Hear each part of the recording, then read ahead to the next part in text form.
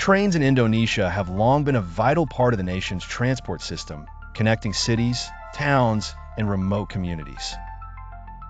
However, the country's railway history has also been marked by a number of devastating accidents that left deep scars on the public memory.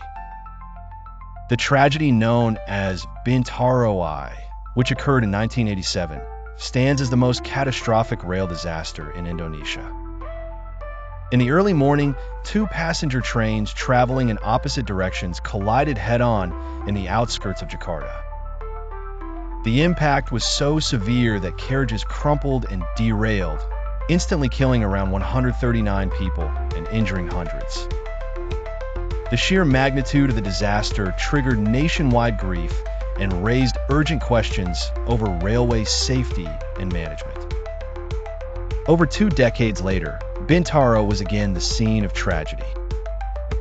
In 2013, a commuter train traveling through the bustling suburb collided with a Pertamina fuel tanker at a level crossing.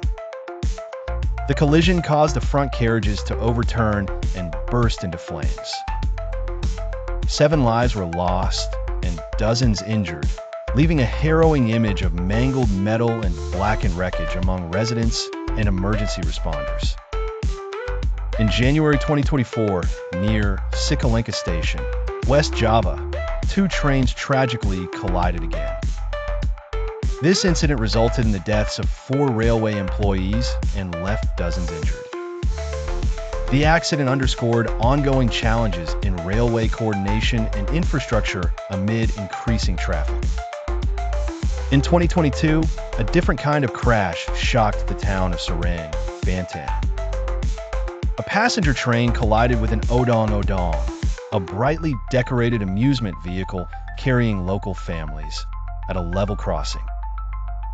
The accident resulted in 9 fatalities, including children, highlighting the enduring risks of uncontrolled crossings and informal transport.